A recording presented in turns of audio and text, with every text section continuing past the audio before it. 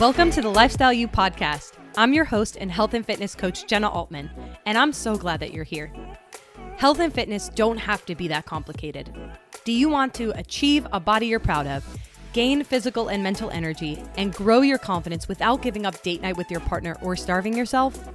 The Lifestyle You podcast will provide you with the tools that you need to make your health and fitness fit into your lifestyle, not the other way around. The stories, lessons, and actionable takeaways from original episodes and guest interviews on this podcast will not only allow you to break through those limiting fears and beliefs, but also find freedom and confidence in the way that you move and fuel your body so that you can live your strongest, healthiest, and happiest life. Welcome back to the Lifestyle You podcast. Today we have a very special guest joining us. Her name is Emily Richardson, and she is Harvest Coaching's newest assistant coach. So Emily, we are so excited to have you. Today's episode, we're going to dive into a little bit of Emily's background, really what got her into coaching, as well as chat about a topic that is near and dear to her heart and a lot of clients that we work with, which is balance. So Emily, welcome. So happy to have you here. Why don't you just share with our audience a little bit about who you are and what you're all about? Yeah. So hi, everyone. My name's Emily. As Jenna said, I am the newest assistant coach over at Harvest Coaching, and I am beyond thrilled about this position. My experience with Harvest Coaching actually started roughly a year and a half ago when I was a client. So I've been where a lot of people are that come through Harvest Coaching, and I've seen kind of the things that Harvest Coaching has taught me. So to start with my background, I was a client at one point, and I still am on my health and fitness journey, working on that balance. But to go even further back, I met Jenna in Charlotte, North Carolina, doing the good old BBG workouts. When those were popular back in like 2014, her and I met doing those together, actually in the gym. We were always seeing each other doing it. And then we finally got the courage to say hi and say like, want to just do it together? And we became friends then. And then we just stayed in touch throughout our journeys. Jenna left Charlotte and we stayed in contact then. And then I have moved around quite a bit. My fiance is a travel nurse. So I have lived across the country for the past year and a half, but we're getting ready to settle back down in Charlotte, which we're really excited about. Outside of my fitness fun stuff, I work in IT consulting. So I cannot fix your laptop, but I can work with developers to figure out what they're trying to build. So I do that full time, but then I am part-time assistant coach here at Harvest Coaching. And I've been a part of the current Summer Flex program, and it has been unreal watching these girls and listening to these girls encourage each other, pump each other up, talk through their challenges, and just be there for them. So I knew it was going to be a good fit as soon as, well, back when I was a client, I was like, I want to work there one day. And now I am. I love it. I love Emily's story too, because I think for a lot of people who are interested in becoming a coach, one of the best things that you can do is actually be coached yourself. And Emily has had the opportunity to not only work with me, but now she's worked with additional 2 other coaches as well. And so when you can sort of have that experience and identify who you want to be as a coach and what things worked well for you and what things maybe work well for other people, that's a really important thing as a coach to learn and to learn about yourself, right? How you function, the type of support that you need, and really like giving yourself and your life to somebody else and being able to navigate that together is amazing, because we do this journey for so long, for so many years on our own, trying new things, trying different, fad diets and workouts, and never really getting that end result that we've been looking for the whole time. So it's really fun that Emily has kind of come full circle from that experience. And now she's here with us today, which is just absolutely an honor and a privilege to work with her, because I have loved her since the day I met her. And I'm not somebody to like reach out. I get very nervous around people. Like if I'm meeting them for the first time, I don't want to be that weird girl that talks to the other girl in the gym. So I tend to be very like shy in those settings, even though I'm great at conversations and things like that. But that's usually once we've become friends.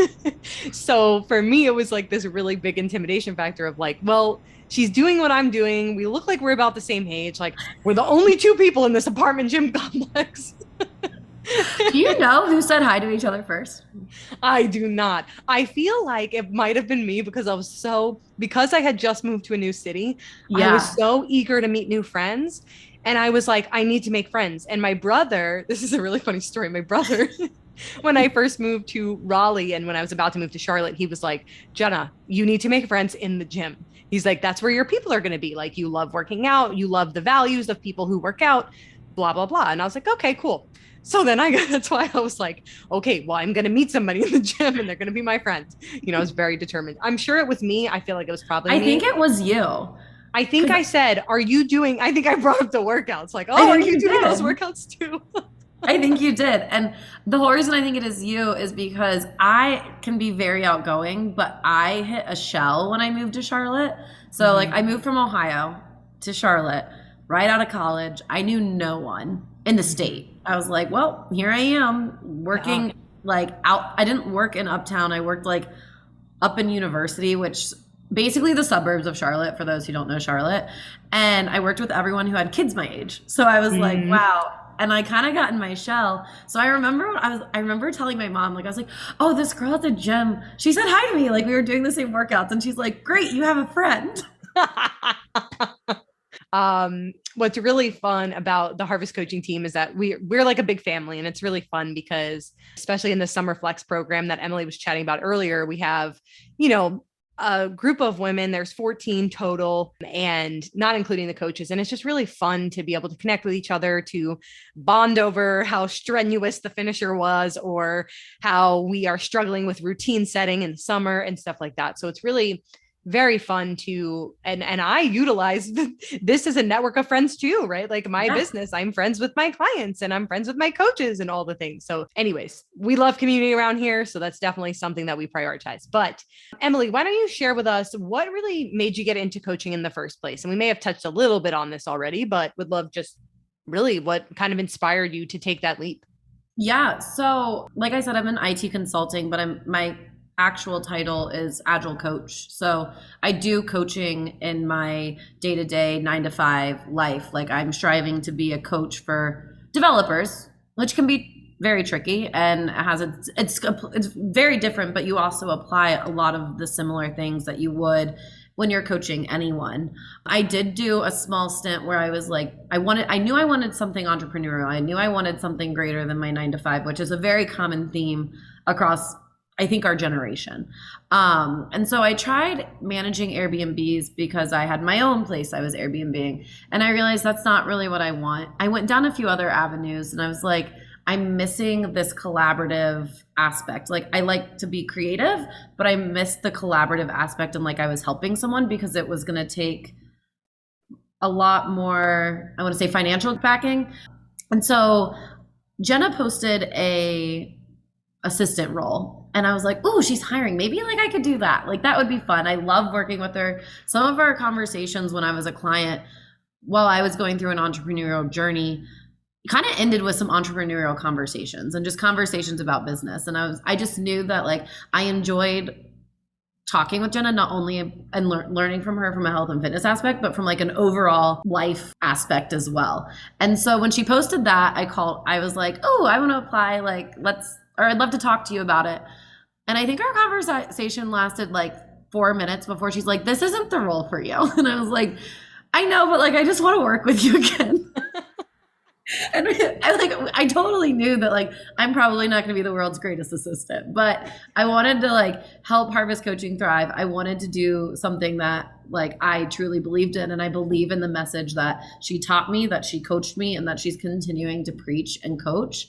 And so the conversation became, well, what do you want? And it kind of was like her asking me, what do I want out of life? What do I enjoy doing? And we kind of landed on, hey, you could be a really good assistant coach. And it really aligns with what I do in my day-to-day job, like the quote unquote self-help books I read, like all those little things. Like my favorite thing to do is watch people better themselves and become better and be more confident. And I think I'm better at telling other people how to do it and like giving them the tools. So it was a really just smooth conversation of, would you be interested? And I was like, absolutely, because that's filling the gaps of the things that I really wanted to do and giving me a platform to do it, and also having a great mentor on top of it. So it was a pretty long-winded way to say, like, everything that I wanted in the entrepreneurial journey I was going on was being answered by the opportunity that Jenna gave me, like you gave me, and allowed me to be the assistant coach. That's so fun. I love it. I'm really thinking about this too in terms of, just your day job. And I think this could be an applicable kind of example for people. Can you walk us through like how your agile coaching transfers over into health and fitness coaching? If there's like any kind of like example or like an aspect of coaching that you utilize on both ends, like I would love to kind of explore that if you have any ideas. It's funny because I'm working on a blog called Set Your Tone. And it's all about meeting a client where they're at and when to use empathy and when to use like different forms of communication. And so if you have a client who's struggling, or if you have a client that's like, no, I need you to just be kind of stern with me. Like I'm writing about how you can kind of face those conversations. So being a coach as a human, you need to really understand people and understand communication, and then understand your like agile or health and fitness, like you don't like your practice. You need to understand that, but it's also so much more around communication and creating conversation. So you're not telling, they're learning and growing from it, and like using the right words. So while I'm working on being a better coach, really everywhere, everything I've learned from being like my online fitness and nutrition coaching certification, I can actually apply to my day job and vice versa. So that's really true. Like I can have a team that I'm just like, we just want to be 1% better. What does that look like? I can go and have that same question to a client. What's one thing you can do better this week? And it's similar outcomes for whatever practice they're at. So obviously with my development teams, they might just want to, finish their story. Or if for my client, they're like, I just want to drink water every single day. I want to hit my 100 ounces. Those are two different ways of like utilizing the same questions and same conversations.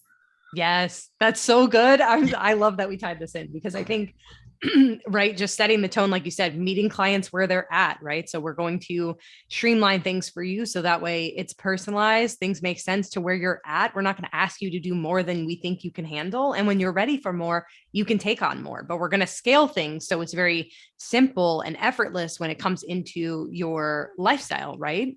Yeah. So I love that analogy. And I think it's really cool because I know so many women who listen to our podcast are in the professional space, right? So they're in the career space. Maybe they're in IT and maybe they do coaching in their job. Maybe they're a boss, maybe they're a manager. And I think that role can be universal. And it's something that I even utilize in my own life, right? As a wife, when Will and I have conversations, I'm making sure that I am, not just telling him what to do, but kind of guiding him in the way to discovering the answers for himself.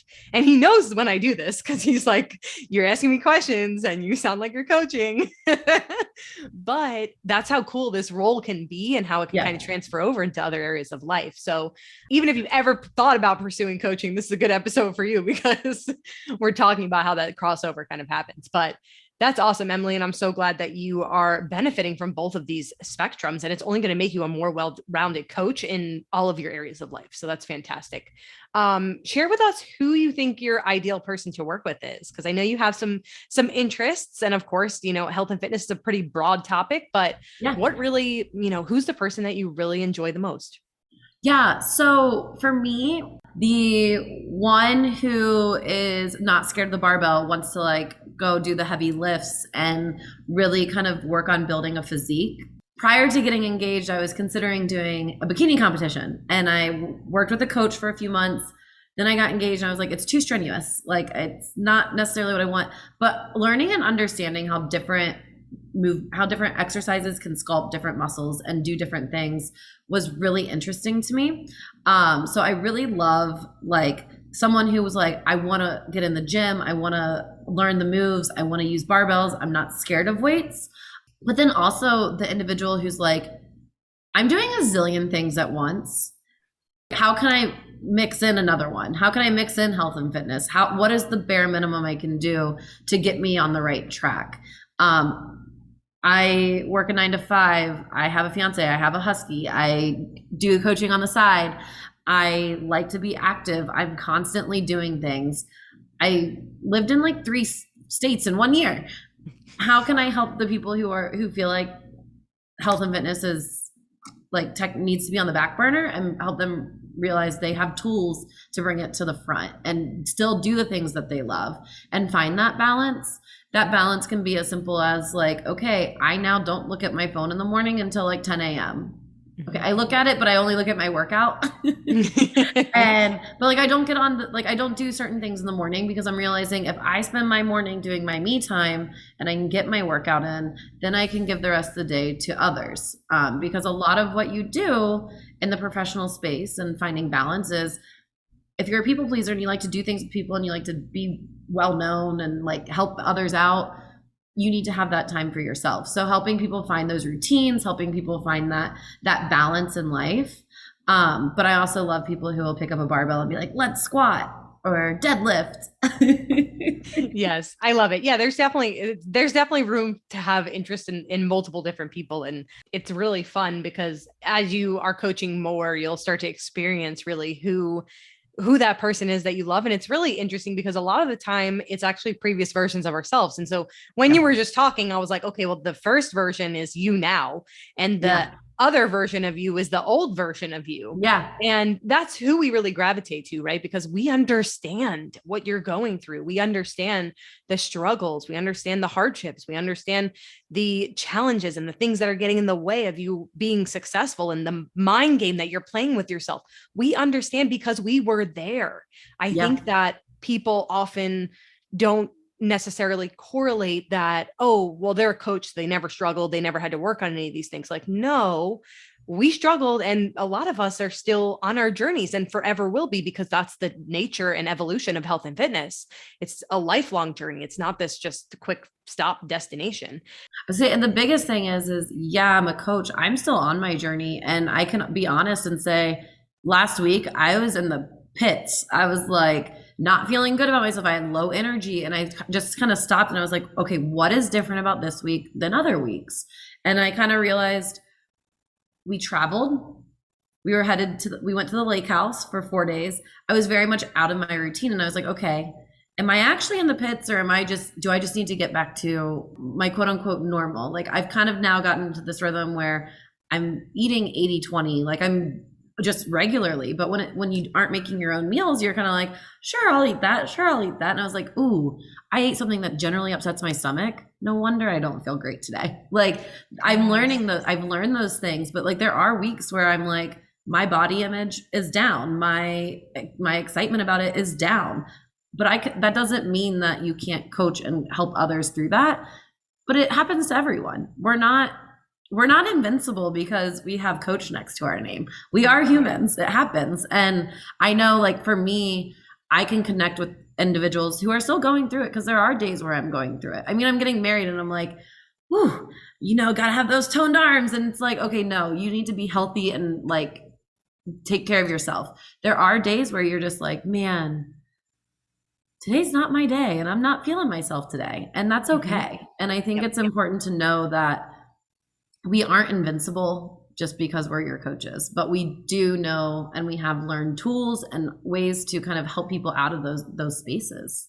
Yep, absolutely. I love it. And it's so true. I mean, we all have those bad body image days. We all have those mistakes, quote unquote, where we just don't like the decision that we made or the food choice that we made because now it's making our bellies upset, right? Like, we go through those things too.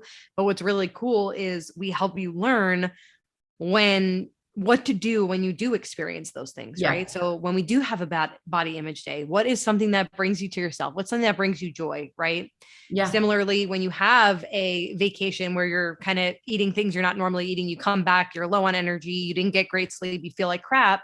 What can we do to get you back on track, and just building that foundation for you to fall back on? And that's what like keeps us grounded. And everybody, every person, coach, whoever, expert in this field has that sort of routine for themselves to fall back on. And that's the beautiful part about it. So, and they all experience this too. Cause like I came back and I was like, okay, we're going grocery shopping and we're getting like my favorite breakfast stuff. We're getting this. And I like just reincorporated things that I was basically craving when I was out of it. Like, Yes. and it's kind of weird. I never thought I'd get to the point where I'm like, wow, I am craving my baked chicken and potatoes for lunch today. Like no one's business. And Will's like, really? He's like, you had that, like, you just ate like 5 hot dogs yesterday. I'm like, I know, but I am craving it today. It sounds so good. I love that. I love that. No, that's really, and this ties us back into this concept of balance, which is something I definitely wanted us to chat about. So, we did a little bit of introduction as far as Emily and who she is as a coach, who she is as a human person, awesome person. But I also wanted to tie in the concept of balance into this episode. So Emily, I feel like does a really great job in terms of balance, whether it be her fitness, her friends, her health, her work, or her coaching career, like all of these things. I feel like she does a really, really solid job at. And like we just shared, it's not perfect every day, right? There's ups and downs throughout the process. But I would love for you to kind of walk us through some of those tools and tricks that you utilize in your Yeah. journey. That maybe somebody who does have a lot of responsibilities, who does have a lot of priorities that are conflicting, like how would you kind of, what are some tips that you would give them in order to help them be successful in their health and fitness? Yeah, so I'm not the best at like weekly and monthly planning, but I do try and keep a basic calendar of like, here's what I got going on this month. Especially now that the wedding is approaching, we are a little busier than normal and sporadically. But every morning I kind of wake up and I don't, like I said, I don't get up and like stare at my phone and start scrolling. I started plugging my phone in actually in a different room, and we got an old school alarm clock to like wake me up. And I wake up and I will walk my dog and come back in, and I just kind of I'll make my tea or bone broth, and I'll just kind of write out the quick win task, the like 30-minute stuff, and then like the stuff that needs a lot more time and thinking. And I'll put what I'm grateful for on there. I'll write out a podcast I want to listen to. I'll write out like a book I want to read. And I just kind of set that up for my day. And I tend to go through it. Then I generally log on to my laptop and I'm like, okay, what are my meetings? Or I'll check my phone because my calendar's on there. And I'll be like, okay, here's what my day looks like. And I try and block my calendar. So time blocking is amazing. And does it always work out in my favor? Absolutely not. I am in consulting. But it does give me a nice peace of mind, that, hey, this is what I can get done today, but if something goes wrong, I at least know where I need to reprioritize or where I can move things. I always try and walk the dog and get a workout in the morning. I prefer morning workouts. I also I work central hours, so I have some extra time in the morning. So I try and do all that. A big thing that's like my daily thing. As far as kind of continuing with the balance, I really set boundaries, and this what probably took me about 6 months to learn, maybe longer.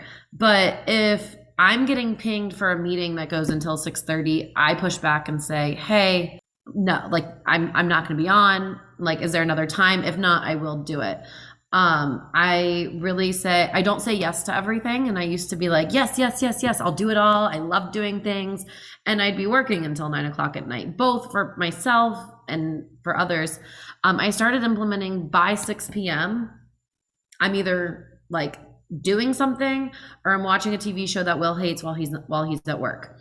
And it has nothing to do with work. It's just pure something I enjoy. So maybe it's running to the store, or maybe like Target, because that's a great thing to do. Or I go walk the dog, or I just try and do something that's totally for me. And it can be watching trash TV, or it can be, I'm going to go to the store and look at stuff. It might be something that I need to do, but I try and do an hour of my self time that's not the morning. And I really try and shut down everything by roughly 6 p.m. And then I turn my phone off by 8:30, 9 o'clock. And I don't really respond to texts unless I'm in a conversation. Then I'm kind of like, oh, well, I'll keep talking to you. But I really just try and set those boundaries, and those boundaries are really important. And I know as a professional in the consulting world, especially, I get a meeting from my calendar and it's a fire drill that I need to work through. I just try and make sure I keep my calendar next to me and I just focus on focus on what I really need to do and not try and focus on everything else. Yep. No, this is awesome. I mean, this is like gold right here, guys, like how to manage a busy schedule and also set those boundaries. And Emily, I'm curious too, like when you first started implementing these boundaries and started sort of figuring out what this routine looked like for you, was it challenging? Did you have some like hiccups that came along with that? Like, Oh, what it did was that awful. transition? Yeah. I want It to was talk really about that. hard. It I was really definitely want to hard. talk about that. So I think back when I was working with you is when we started talking like morning and bedtime routines. And I think one thing that does not help is my fiance is a nurse. So his schedule is always different. And sometimes if he's not working, it's really easy to kind of be like, oh, I just want to like lay in bed and be lazy with you because you're not working today. But I really had to kind of kind of force myself to like really get into routine. It started very simple. It started with I want to wake up, walk the dog, and like drink my tea. Like that was my 1, 2, 3. And then I added, okay, well, I know people benefit from journaling or mapping out their day. So then I added that in. And then like I started, and so I just tried to start with something and make it a habit and then add on the next habit that I want to apply. So it took some time. I mean, my first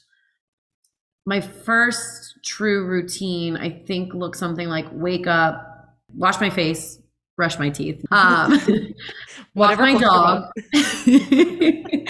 I would walk my dog, which I already did anyways. And that's when I started to say like, okay, while I'm drinking my tea, I'm gonna write a few things down. And it just slowly evolved.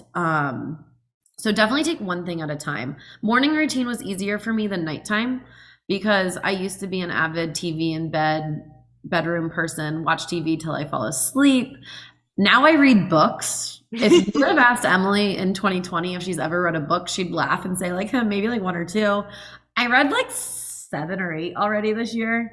I actually may have read more than that. So it's like you definitely have to find things. Like I used to tell people I hate books. So I started cross stitching, but then I was really bad at threading the needle. So then I was like, I'll try a book. Let me try reading a book instead. Yeah. Yeah. So let me just try this book everyone keeps talking about. So I definitely think it's start small, start with one thing, or start with something you're already doing and add one thing to it. And then once that becomes so routine, add something else you want to try and do. And now it kind of flows. But like I can tell you honestly, this morning and yesterday morning, it was raining sideways, like sideways rain, monsooning. My morning routine went to complete poop. It was like, oh, I'm going to wake up and take the dog outside, and where we like hid behind the wall so she could go to the bathroom. And then I was like, well, I don't want to drive to the gym in this. Like it's literally monsooning with like thunder and lightning. So like my morning routine kind of fell out of whack, but I tried to stick to like my non-negotiables. So like at least making a schedule. So I was like, okay, I'm not making it to the gym this morning. Where can I maybe fit it in? Or can I throw in a Peloton ride? Or what can I do to get that movement? So just know they're fluid. But I definitely think starting slow. And then once you have your morning routine, setting your non-negotiables for yourself. Love it. That's perfect. And honestly, you touched on something really important here that we've mentioned probably in a couple of podcast episodes already, but habit stacking, right? So you had your one little habit. Like I tell people all the time, I'm like, hey, if you are going to wake up and brush your teeth, no, like, Lord, I hope so. But that is definitely something you're going to do every morning. So Yeah. if you're trying to build a new habit, stacking that habit with something that you are consistently doing, it's almost like a trigger or a cue to remind you to do the other new habit that you're trying to build. So that's a really helpful strategy too, as you guys are trying to envision what this healthy lifestyle looks like for you, or this morning routine, or these boundaries, right? Is utilizing that habit stacking as an approach to help you do that successfully. So Emily, this was an awesome episode. I feel like we covered and touched on a ton of stuff in here that will be very entertaining / also informative and guiding. But I would love to also tell you about our food for thought segment. So this is where you come on, you share with us your main takeaway from today's episode. If you wanted people to just take one thing, put it into practice, what could that be? Ooh, we had so many so many little tidbits. I know. I'm like, ooh, where do I start? Where do I start? I would say no matter where you are on your journey, starting small and gaining the momentum will help you find that balanced lifestyle that you're looking for, and focus on the little things, and then the big things will come. Yep. I love it. So important. Yeah. It's such an important message. We talk about a lot. We definitely talk about that a lot. And if you guys have listened to this podcast, you know that I'm all about the small steps and how can we make this actionable. And a lot of the time people do take that big winded approach and end up failing. So that's why it's so important that we take it step by step and meet ourselves where we're at. So Emily, thank you so much for joining us. Last little thing before we head out is, where can our listeners find you? Yeah, so I am on Instagram. I'm at Emily P. Rich, EmilYPRICH. I had to think about that. So I'm there, and I am Emily Page on Facebook. I'm going to start sharing a lot more information about all the Harvest coaching stuff we're doing. But you can find me there, and I'm considering a TikTok, so stay tuned. Oh, wow. You can be the Harvest Coaching TikTok coach, because I can't step into that water right now. I'm learning. My cousin is apparently big on it. Okay. It's very entertaining. There's too many platforms to manage. And I was like, we're going to put this on hold. I at least started an account, so I have some stuff, but you're further than me, but I'm going to do it. It's fun. It's definitely fun. It's enjoyable. And probably very entertaining for people, I think. But awesome, Emily. Thank you so much for joining us today. Guys, I hope you enjoyed this episode. Let us know, hit us up in our DMs on Instagram. Let us know what you thought of this episode. And if you are looking to work with Emily, she is accepting new one-on-one clients. So I will tag our application form in the comments as well, if you want to go ahead and apply for coaching, and we can chat with you about that. No obligation. If you do decide to fill out the form, we'll just make sure it's a great fit for both you and Coach Emily. So anyways, appreciate you all so much, and I hope everyone has a great rest of your day.